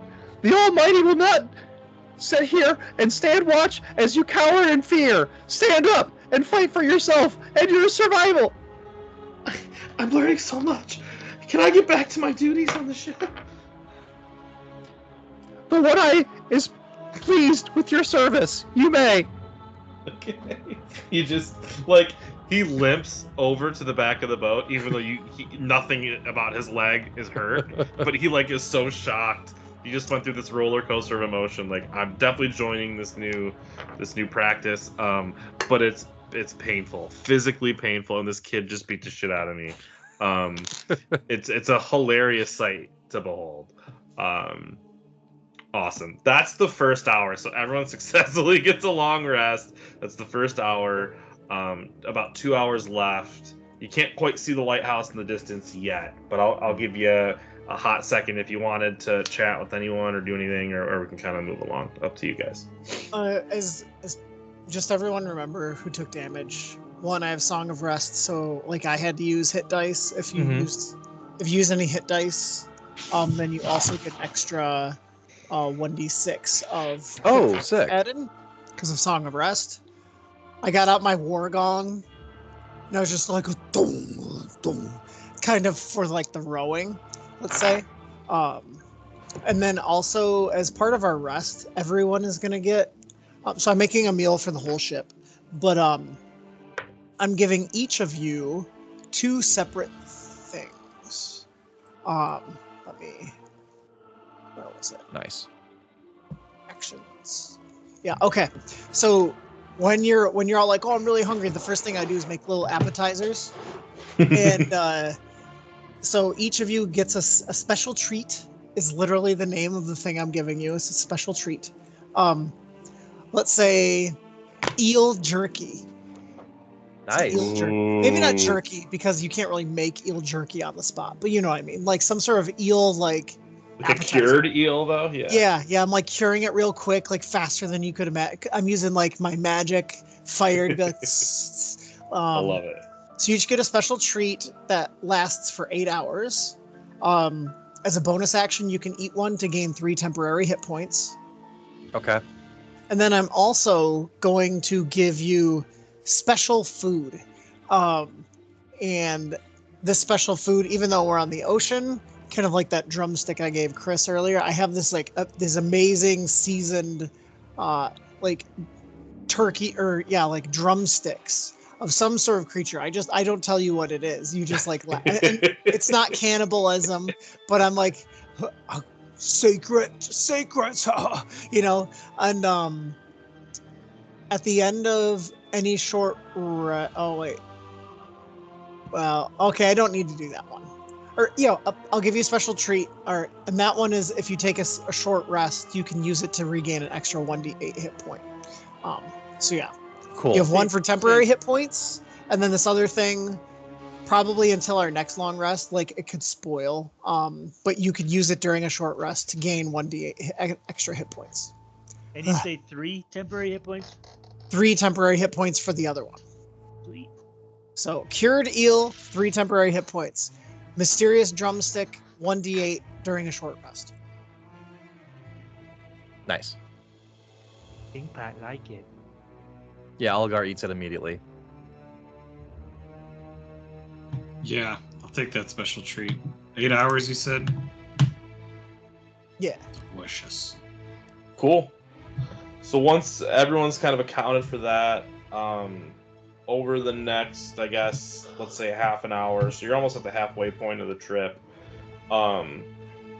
you see a seagull, like, essentially dive bombing for the ship. And it lands right here. There's just like a little tower, for storage or whatever there. And it opens its beak, and you're expecting this loud, like, annoying caw, and instead you hear... Drum roll, please. This is a message from Lucian Skyhorn. The lighthouse has been attacked by creatures from the sea. Please hurry. Post haste. Hurry. And then the seagull opens its beak again and just flies away. Actually, instead of flying away, can Puddles try and eat it? Sure. Hashtag weird flex, bro. Why don't you roll just like dexterity to see if you were able to catch it in time before it took off? Puddles. 14? I'll roll. Let's see how my seagull did. Oh no, bro. My seagull did like a fucking 360 and then caught at you and got away. Poor Puddles. Poor Puddles. Puddles is sad. That seagull speaks common. His name is Lucian. As you say that, Sheila steps down and says, observant, yes, but wrong, possibly. Lucian is a druid that lives in the lighthouse. It seems he's in grave danger. The seagull's a druid. She kind of just looks and says, you're on the right track, guys. It kind of looks at her like, I don't know how else to say it. She also notices Leaf like bleeding from the cheek a little bit, kind of like hunched over, and just shakes her head like, oh, Leaf. And says, we're gonna speed it up. Let's get to the lighthouse. We shouldn't leave Leaf hanging. This might be the answer. I'm here to save the day. Thank you, Hex. You are great. And she just turns around and walks back to the front of the ship.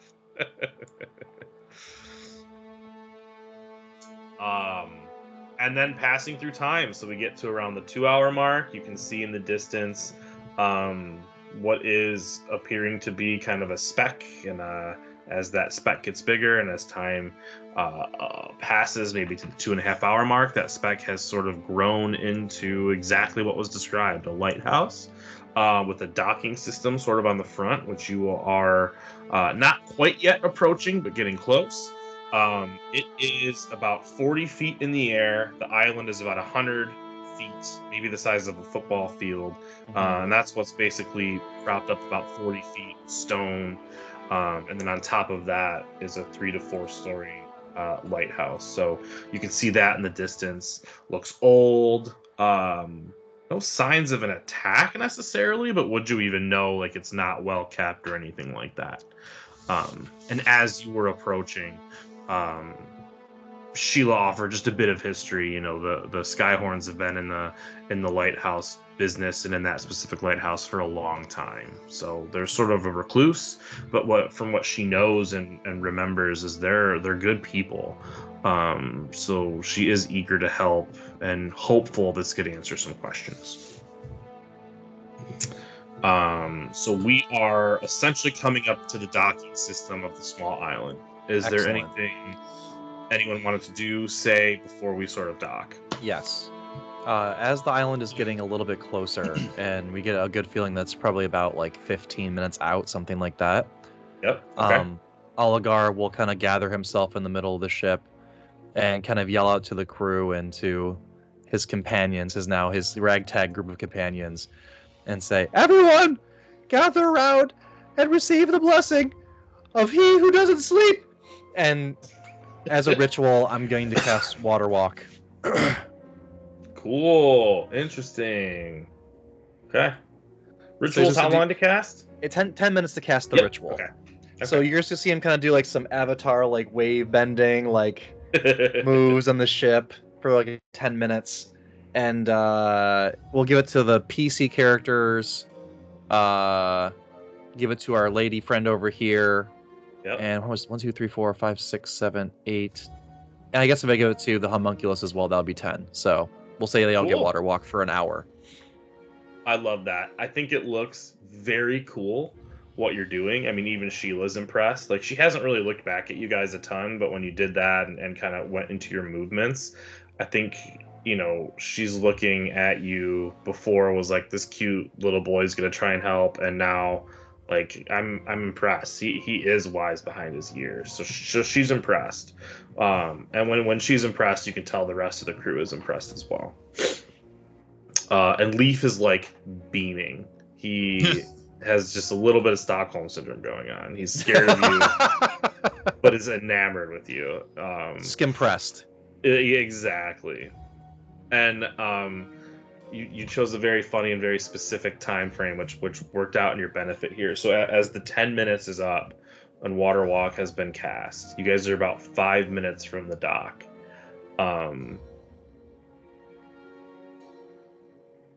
With the exception of Oligar, everyone roll me a perception check, please.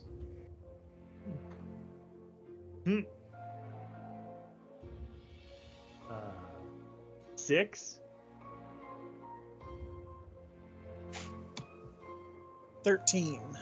Does my homunculus get one too? 16. Sure.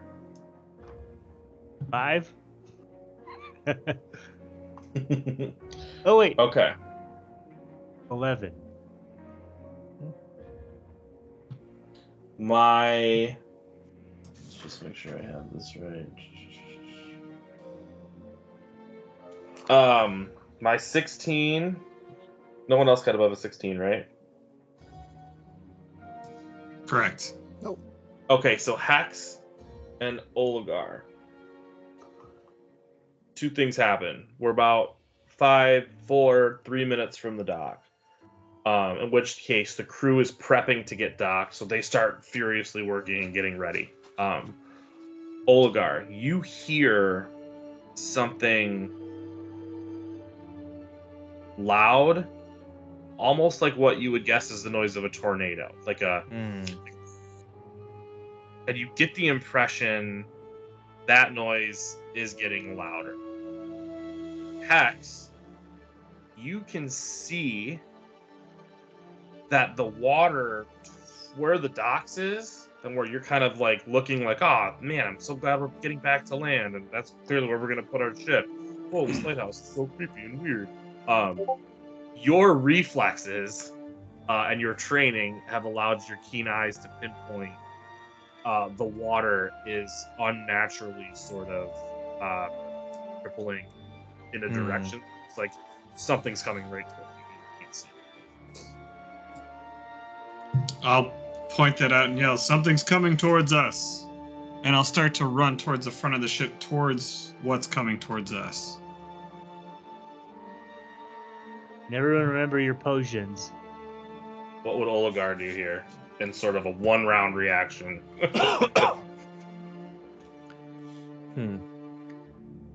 I think he would just stand up, maybe like grab onto this pole over here, and say, "Steel yourselves! The trials and tribulations of warfare have come and found us this day. Let us be victorious and sacrifice those fallen to he who does not sleep, the ever-seeing eye." What do the other two do? You've got 6 seconds to do something. What do you guys do? Because I have a negative perception and I actually rolled decently well, I think I would be like, Yeah, I think I'll say something. you know, kind of like Sure. Yeah, actually you're in on catching it. my too. eye. Like just slowly, like what the hell is they talking about? Yep. What about you, Big Pot? Bing Pot sees it. You do not see it, but you basically heard them yell, and you heard what I said, right? said you've got 6 seconds to kind of do something before the next thing happens. Where's the rippling coming from? You're heading right toward the docks. That's where you're seeing it. And I'm Probably like pointing at 100 yards out. Yeah. Okay. need I'm more, like, gonna 50. hide behind Oligar. Okay. So and then Puddles is gonna hide behind Big Pot. And Alright, cool. Oligar should climb on my back and like like a Russian doll of like people on each other's backs. Okay, cool. So you guys see this. You get in position, you kind of hide. The crew kind of grabs on and braces. Oligar braces. Sheila also is like, what the hell is that? And as that noise gets louder and that unnatural rippling gets closer and closer and closer, you kind of are like, what is going to happen? Is this going to knock the boat over? Like, because the waves are getting a little bit bigger, a little bit bigger, a little bit bigger. And right before what you think is going to be the impact, it sort of calms just for a second.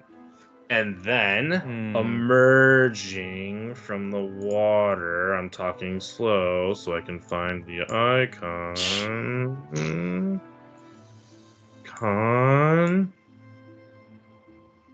Ah! Oh, Jesus. Whoa! Giant water elemental slams into the boat, knocking prone anyone who did not brace themselves and grab on, with exception of my 2 high perception rollers. I definitely did not brace. I was just looking. So Exactly. Yes, you'll be knocked prone. And let me just make sure I have what happens here.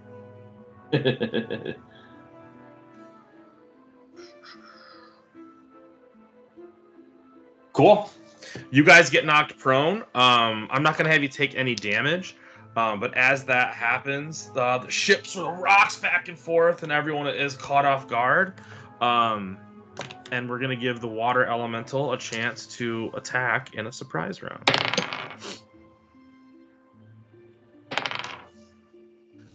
The water elemental who slams into the boat. A few of you kind of go flying to the ground and fall. He's going to sort of contort his body, and he looks just like the picture, by the way. So he looks tall and skinny and has like eel-like tendrils flying all around. And he's got these 2 big arms, which is flowing water all around them. And he's going to put them over the boat, and he's going to cover Oligarch, and he's going to cover the bard who has fallen onto the ground. And he's going to use his whelm ability. And I'll tell you what that means in just a second. And we'll have you all roll initiative.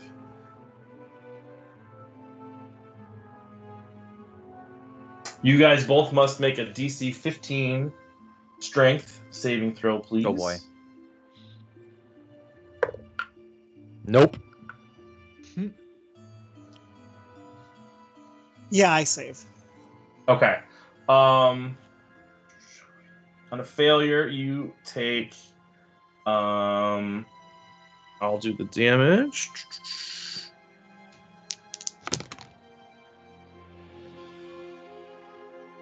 Well, that can't be right because those are the wrong die. Take 12 damage. Oh, shit. You are grappled. And every turn that you remain grappled, you will take another set of damage. Okay. And it looks kind of exactly like you think. Like you are stuck in his hand, and the water pressure that's just pummeling down on you has you trapped. Right. So you're grappled. Like you can still attack, but you have to get out of his grasp in order to stop taking that damage all the time.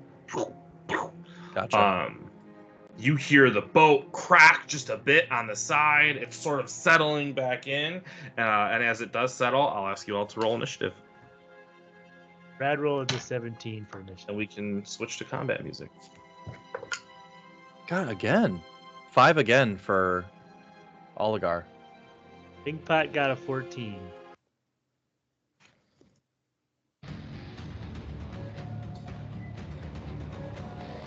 Oh, Where's my Hex and my other man? X rolled a Brett. 17. yeah, he wrote in the chat, and I rolled a 4. A little bit lower, Eric, probably in the sound, I'd say. Okay. What's your dex? Mine is, Yeah. sorry. It's loud for me. 10.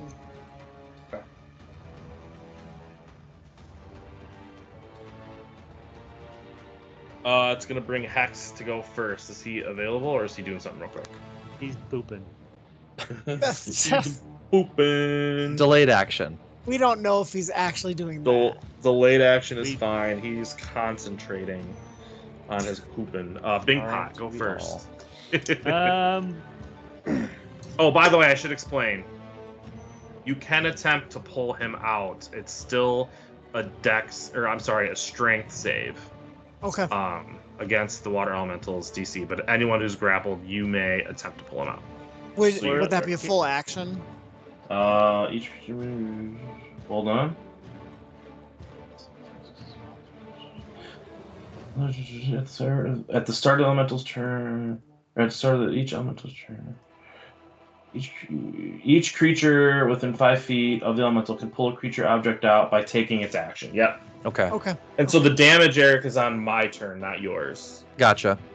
Hold the water elemental. I'm not the water elemental. But I still took damage that first time, correct? Yes, sir. Yes. Good. all right. Well, I'm gonna stand up. I'm gonna sit down. So I'm sorry. One more time. Strength or athletics? Strength. The strength check. Just generic strength check. A strength save. You can. A creature within 5 feet of the elemental can pull a creature object out by taking an action to make a DC. I won't tell you what it is. Strength, and succeeding it. Okay.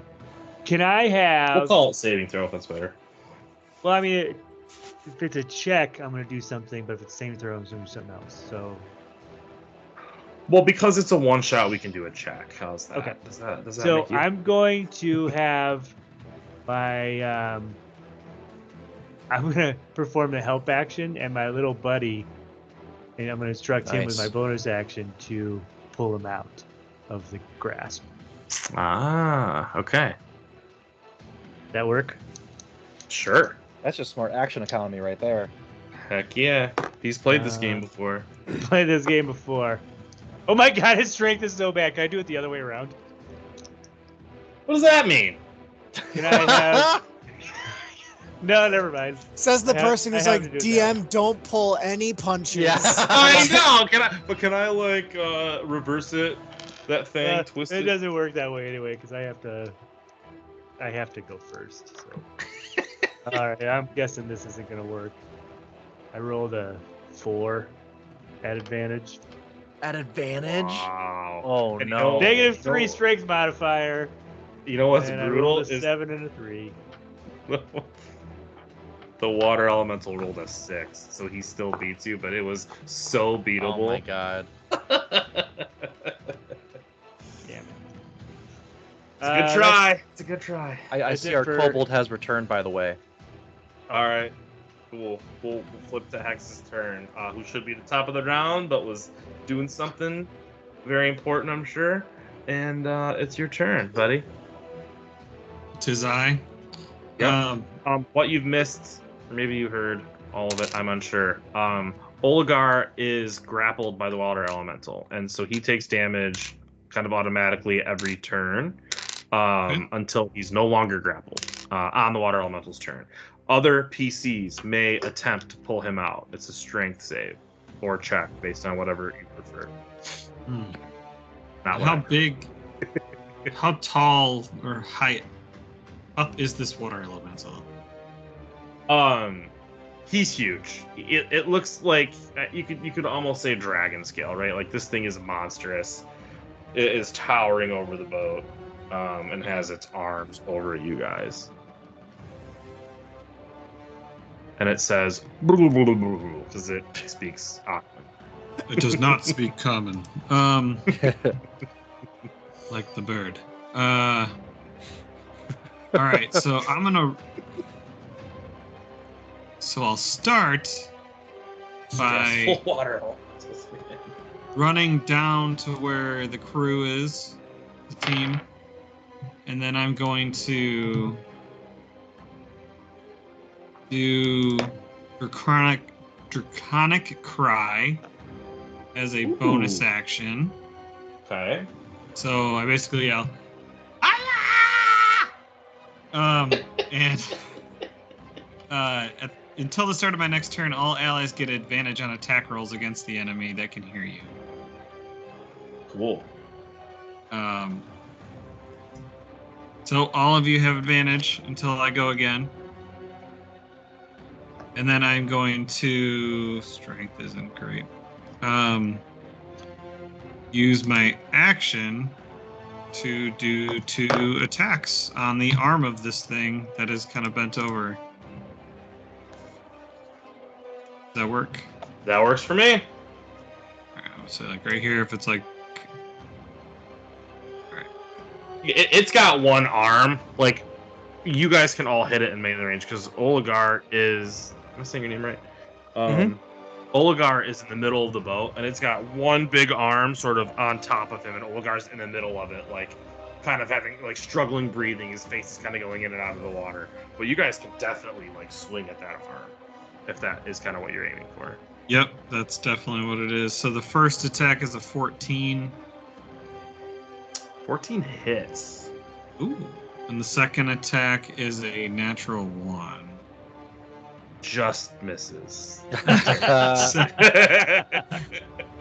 So the first one is 7 damage. So I kind of run up and I scream, and then I give it like slamming down on it, and then I think my foot hits the water, and on my second attack I slip, and I can either fall prone if you want, but whatever you want to do with a natural 1. But that's what I'm thinking how I missed the second one, is I like slipped and started to fall. Why don't you roll dexterity at disadvantage? Let's see if your monkiness keeps you from falling. We'll give you a little bit of a grace. Okay. And was that your punching? Is that bludgeoning damage? Yeah, bludgeoning. And you said it was 7? Yeah, 7 bludgeoning damage with my magical fist, and then I get... Go ahead. Cool. I don't know if this is too much or not, but Water Walk is up technically. True. Oh, I know. I just got a natural 1, so I was trying to... No, I know, but I'm saying, like... That is true. You wouldn't be slipping on the water. You can't slip on the water because the water isn't like a slippery substance for you. All right. Well, I got a 15 with disadvantage on my dex save. So. There we go. Right. That works. I think there's enough there where yeah. Only the keenest of eyes, which would normally be Oligar, but he's a little preoccupied, would notice that you weren't doing exactly what you meant to be doing there. Once again, like Sheila didn't even catch it that time, right? Nice. Your damage, like you punched something like it would be punching a power washer, right? Going on full blast. Like it's even smarts, for like an old person's term, your hand a little bit when you punch through it. You're not sure what it did. As an FYI, like, oh man, okay. Well, all right. Right. Did that hurt? Because it hurt me. Okay. Exactly. I use my bonus action. Yep. All right, I'm good. Just remember, everyone has advantage until my next turn. Okay. You see the crew like freak out. Doug too. We don't remember his original name, even though it's like we said it like an hour ago. And Chip run down. Sheila, if you need us, we're down here. We're getting stuff ready. But Leaf, with a her can't even say it. Herlocution.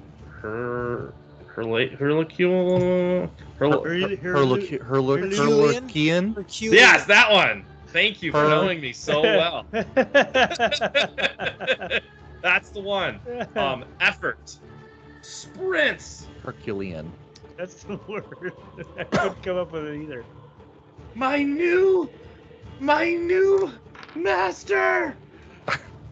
I'll save you. And attempts to pull you out of the water elemental's grasp. And just he slips on the water. Oh. Unfortunately. But let's see what the water elemental does. Yeah, water elemental saves, unfortunately. He tried. So now Yeah. Leaf is sprawled prone, sort of yelping for Oligar to feel better. And it will move us to Oligar's turn.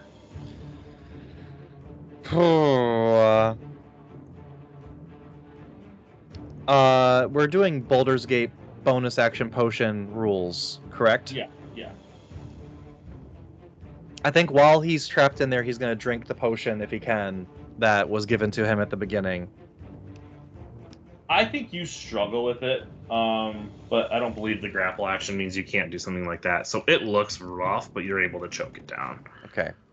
And then for my action, I'm going to try and just get out. Yeah, let's get a strength save in there.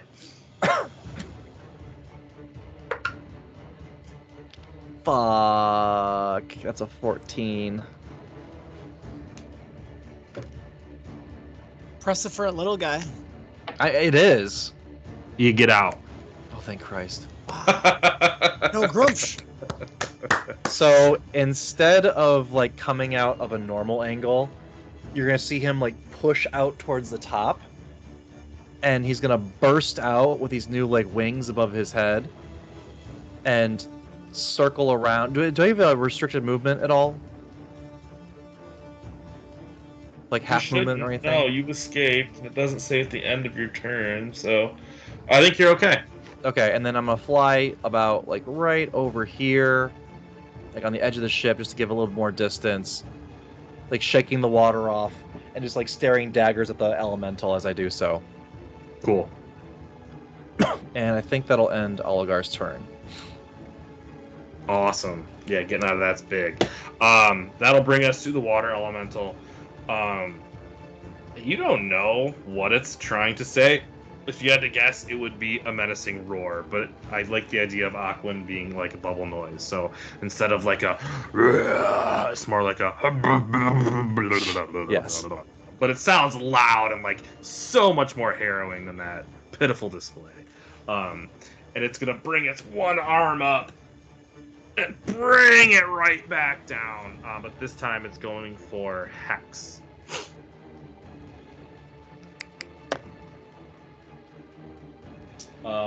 That is a natural 1. So Nice. it's going to lift and kind of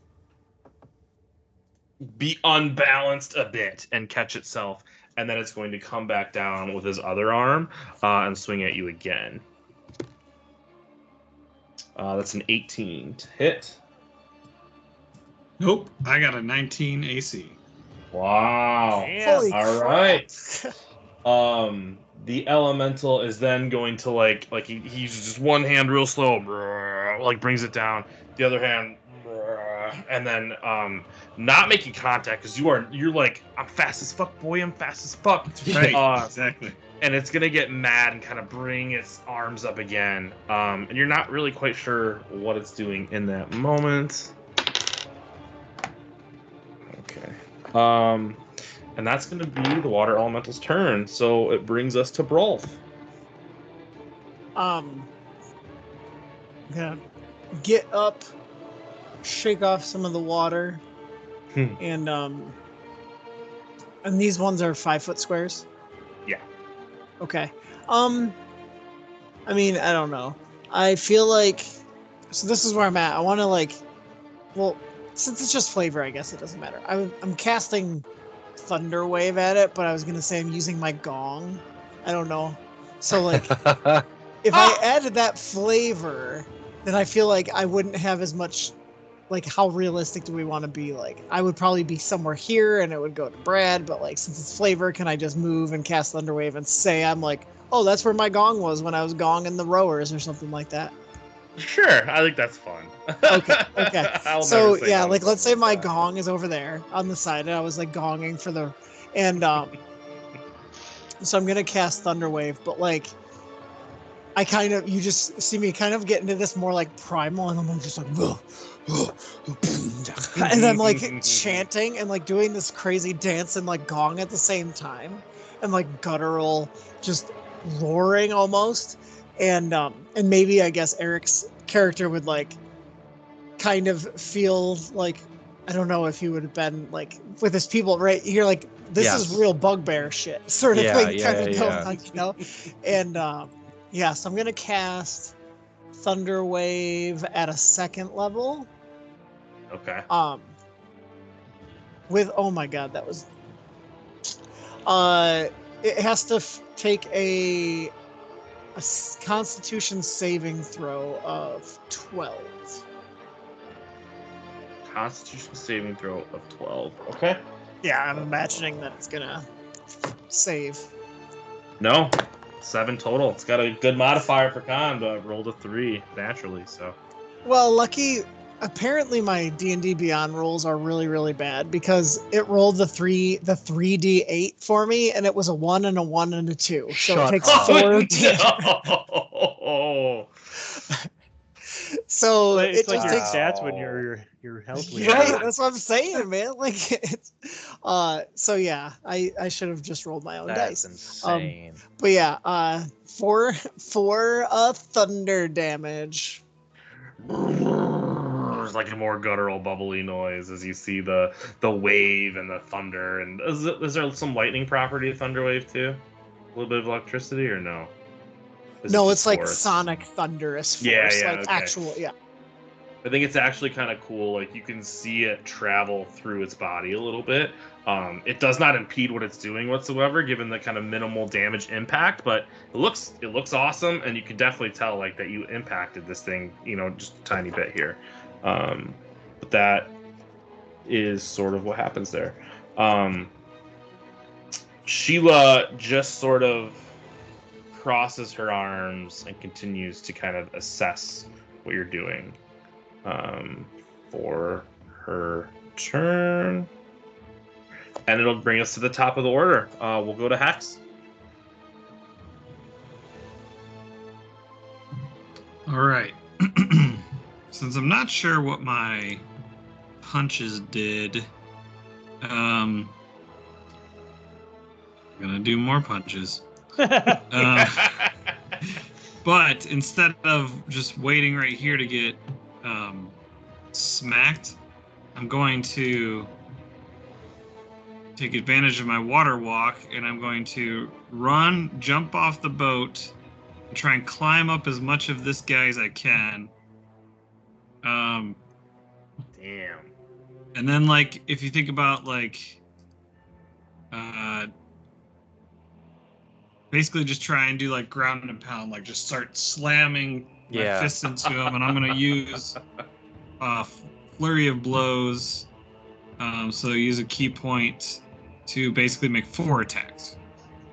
Damn. Okay. Go for it. So, I'll just do all the attacks. First attack is an 11. Then a 24. 11 misses. Then a 25. 25 hits. Then a 13. 13 misses. So you got 2 hits. Yes, sir. Okay. The first hit is a 10 bludgeoning, and the second hit is a 9 bludgeoning.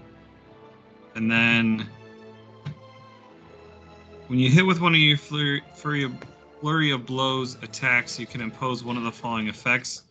Chris, does that cost me anything else or no? Nope. It just happens. Like some of them will have a saving throw, I think, but some of them are.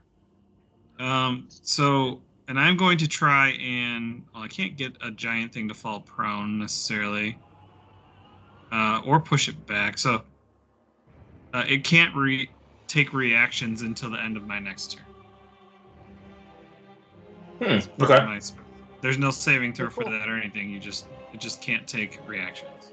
Okay, cool. Nice. 19 You get the potential. punches in. Same deal. It seems like you're hitting like what is coming out of a fire hose, which you wouldn't know what that feels like because it doesn't exist in your world. But you're punching through like a power washer. Like it hurts you just a little bit. Obviously you whiff a bit, and you get one real good blow in, and you kind of punch through. It hurts you a little bit less, and you're like, I think I'm making contact, you know. And you're successfully able to kind of stabilize on this monster, even though it's chaotic as fuck, tendrils all over the place, trying to knock you off. But that's where we stand. This is 100% reminding me of when I was a kid karate chopping water. Absolutely. Yeah. No, that's exactly what I'm thinking too. I'm saving the day. That's Punching water. Yeah. Did we lose Joe? No, I'm here. Can you still He see just me? hadn't moved. Yeah, I got the dreaded text that my daughter is awake, so I'm trying to see what's going on. She's throwing a fit. I might need to run up there for a quick 2-minute break. The water's attacking my friends. I can't do this right now. Right, like, this is such a great part. It's okay, YouTube. I love my family very much. They're the best. Let's do Bing Pot, and then we'll take a break for a hot Cool. second. And Okay. if we need to call it tonight, we can. We're kind of getting to that time anyway. So I'm gonna come sure over we are. here, and I'm gonna cast Melf's Acid Arrow on the guy. Oh, yeah, okay. 19. That hits. What type of damage is Melf's Acid Arrow? I'm assuming acid. I hope so. I believe it is, yeah. Yeah, okay, cool. All right, That here we 19 go. hits. Here's a bunch of D4s. That's pretty good. 17 points of damage now. And then he'll take more damage later. Cool, okay. You see the damage, like the acid kind of ignite, and it changes where it impacts the water elemental. And we'll say kind of near that big hole to the right of it, right? And so a bunch of those tendrils kind of turn the acidy color like all the way through, and then it starts to retract a little bit, maybe to just about halfway. And it kind of like takes a slow swipe at that area, like definitely did some damage. You're curious why it sort of dissipated so quickly, even though it's still there, because it sounds like there's continuous damage, but definitely made some impact. Cool. And then my buddy Puddles is gonna cast his attack. Okay. Well.